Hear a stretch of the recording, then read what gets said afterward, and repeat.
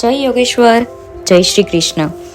આ દુનિયામાં ભગવાને આપણને એના સ્વરૂપમાં ધરતી પર બે રૂપ આપ્યા છે, જે છે માતા અને પિતા. એ લક્ષ્મી નારાયણ સ્વરૂપ છે.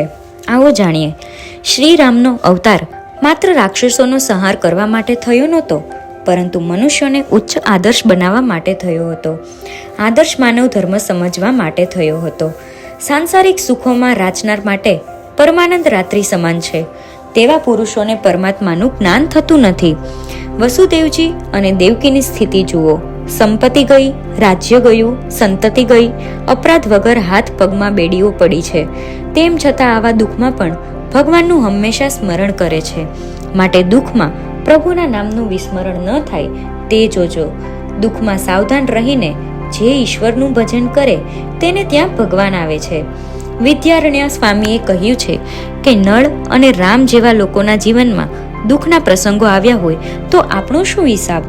આપણે તો મનુષ્ય છીએ, તેથી દુઃખથી ડરશો નહીં ક્યારેય. વિયોગમાં કથા થાય, સંયોગ થયો એટલે કથા બંધ. જીવનને ઈશ્વરનો વિયોગ હોય ત્યાં સુધી કૃષ્ણ કથા. જીવ ઈશ્વરના મિલન પછી કથા કેવી?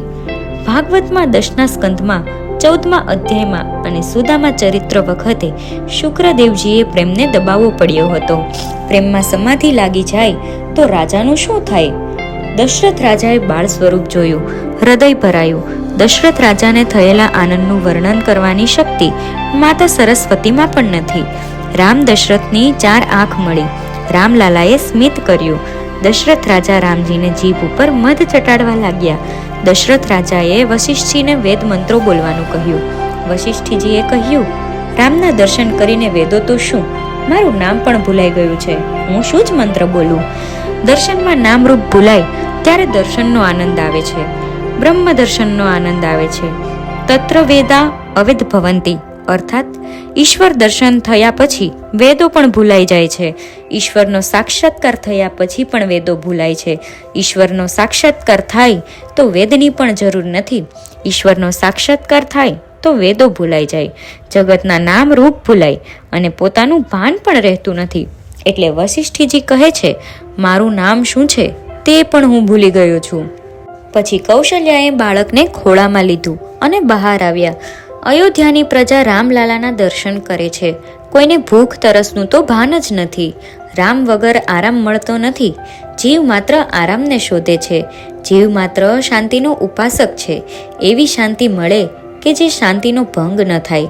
રામજીની મર્યાદાનું પાલન કરો તો જીવનમાં સાચી શાંતિ મળે છે. મનુષ્ય રામજીની જીવન મર્યાદાને જીવનમાં ઉતારતો નથી, એટલે તો સાચી શાંતિ મળતી નથી. ધર્મનું ફળ છે શાંતિ અને અધર્મનું ફળ છે અશાંતિ. જો ધર્મની મર્યાદાનું પાલન ન કરે તેને શાંતિ પ્રાપ્ત થતી નથી. અને સ્ત્રી સ્ત્રીની મર્યાદામાં રહે અને પુરુષ પુરુષની મર્યાદામાં રહે.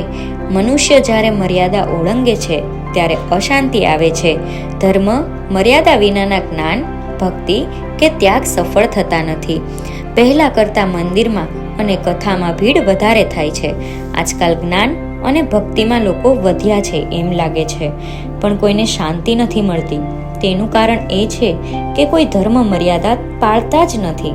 લોકો આજે ધર્મને ભૂલ્યા છે. ધર્મ વિના તો શાંતિ જ નથી. ધર્મની મર્યાદા નહીં છોડો તો જ ભક્તિ સફળ થશે. ધર્મ મર્યાદા પાળ્યા વગર ભક્તિ જ્ઞાન તો નકામા છે. ચંદ્ર સૂર્ય ધર્મની મર્યાદામાં છે. સમુદ્ર પોતાની મર્યાદા છોડતો નથી. ત્યારે લોકોને જરા પૈસા મળે, માન મળે એટલે એવું સમજે કે હું મોટો સાહેબ છું, મને પૂછનાર કોણ? તને જ્ઞાન આપ્યું છે તે ધર્મની મર્યાદા પાળવા માટે આપ્યું છે, ના કે મર્યાદા તોડવા માટે. એવી જ રીતે રઘુનાથજી મર્યાદા પુરુષોત્તમ અને સર્વ સદગુણોનો ભંડાર છે. રામ એ પરમાત્મા હોવા છતાં ધર્મ અને મર્યાદાઓનું પાલન કરે છે. બધા દિવ્ય સદગુણો જેમાં એક થાય છે તે છે પરમાત્મા. લક્ષ્મણજી વિવેકનું, ભરતજી વૈરાગ્યનું અને શત્રુઘ્ન સદવિચારોનું સ્વરૂપ છે. ભરત અને શત્રુઘ્ન એટલે કે વૈરાગ્ય અને સદવિચાર જો અયોધ્યામાં ન હોય તો દશરથ કૈકેયીને આધીન થાય, નહીતર નહીં. ચંદન અને પુષ્પથી રામજીની સેવા કરો એ તો ઠીક છે, પણ રામજીની આજ્ઞાનું પાલન કરો એ રામજીની સૌથી ઉત્તમ સેવા છે. ભગવાનની ઉત્તમ સેવા એ છે કે ભગવાનની આજ્ઞાઓનું પાલન કરવું. જો તેમ કરવામાં ન આવે તો ઈશ્વર પણ કહે કે મારું કહેલું કરતો નથી અને સેવા કરે તે તો યોગ્ય જ નથી, તેથી તારી સેવા હું સ્વીકારતો નથી. રામજીનું ચરિત્ર એટલું પવિત્ર છે કે તેમનું સ્મરણ કરતાં આપણે પવિત્ર થઈ જઈએ છીએ. વર્તન રાવણ જેવું રાખશો ને અને રામ નામનો જપ કરે તો જપનું ફળ નથી મળતું. વર્તન રામ જેવું રાખો. રામજીનો એક સદગુણ જીવનમાં ઉતારવાનો પ્રયત્ન કરો. શ્રી રામનો અવતાર માત્ર રાક્ષસોનો સંહાર કરવા માટે નહોતો થયો, પરંતુ મનુષ્યને ઉચ્ચ આદર્શ બતાવવા માટે થયો હતો. આદર્શ માનવ ધર્મ સમજાવવા માટે થયો હતો. રામજીનો અવતાર જગતને માનવ ધર્મનો ઉપદેશ આપવા માટે થયો હતો. એવી જ રીતે વાલ્મીકી રામને ઉપમા આપવા ગયા, પરંતુ કોઈ ઉપમા જ નડી. રામ જેવા તો માત્ર રામ જ છે. મનુષ્ય ગમે તે દેવને, શંકરને, વિષ્ણુને માને, પરંતુ વર્તન રામજી જેવું રાખો. જેનું વર્તન રામ જેવું હશે તેની ભક્તિ અવશ્ય સફળ થશે. કૃષ્ણ લીલા એ અનુકરણ માટે નથી, પરંતુ શ્રવણ કરી તન્મય થવા માટે છે. ગોકુળ લીલામાં પૃષ્ટિ છે, દ્વારકા લીલામાં મર્યાદા છે. શ્રી રામની અમુક લીલા અનુકરણીય અને અમુક લીલા ચિંતનીય છે એવું નથી. સમગ્ર વર્તન અનુકરણીય છે. રામ સર્વગુણોના ભંડાર છે. પ્રત્યેક સ્ત્રીમાં શ્રી રામ માતૃભાવ રાખતા કોઈ પણ સ્ત્રીને રઘુનાથજી કામ ભાવનાથી નહોતા જોતા.